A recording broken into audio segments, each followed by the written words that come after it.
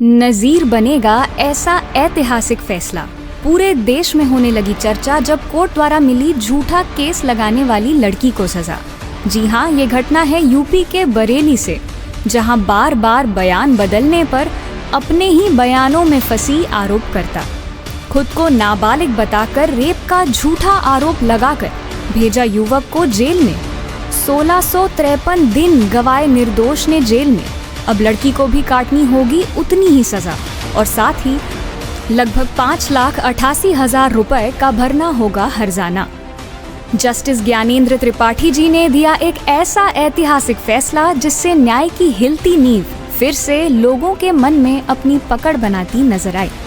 दरअसल आईपीसी की धारा 195 के अंतर्गत झूठे साक्ष्य प्रस्तुत करके किसी निर्दोष को फंसाने वाले पर कार्यवाही करने का प्रावधान है।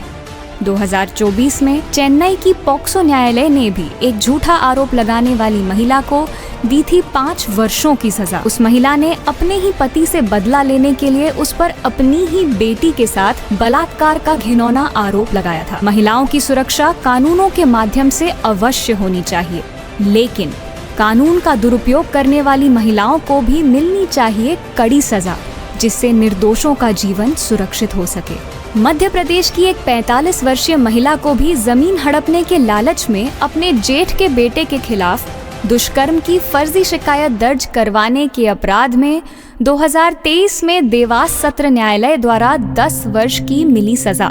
दिल्ली के अतिरिक्त सत्र न्यायाधीश वीरेंद्र भट्ट का कहना है, बलात्कार के झूठे मामलों में आरोपी के लिए खोए हुए सम्मान और प्रतिष्ठा को पुनः प्राप्त करना मुश्किल ही नहीं असंभव है। 2023 में इलाहाबाद उच्च न्यायालय ने भी झूठे रेप केस को लेकर एक अहम टिप्पणी की थी। इन दिनों बलात्कार और यौन शोषण के सही मामलों का मिलना अपवाद की तरह है।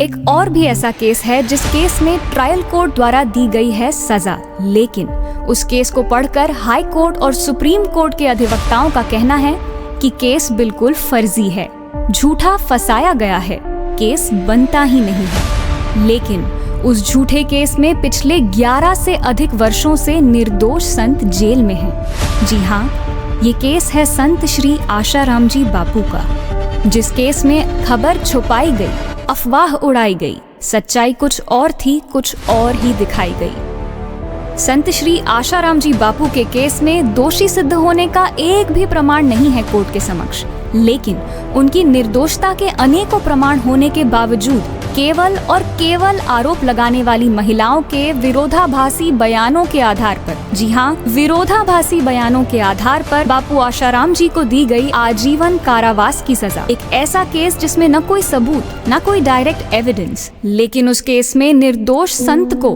पिछले 11 सालों से नहीं दी जा रही कोई राहत। जब एक निर्दोष पुरुष झूठे आरोप में फंसता है तो उसके साथ जुड़ी उसकी माँ, पत्नी, बहन और बेटी भी पीड़ित होती हैं। लेकिन जब एक संस्कृति रक्षक संत को झूठे आरोप में फंसाया जाता है तो पूरा समाज पीड़ित होता है, संस्कृति पीड़ित होती है, मानवता पीड़ित होती है।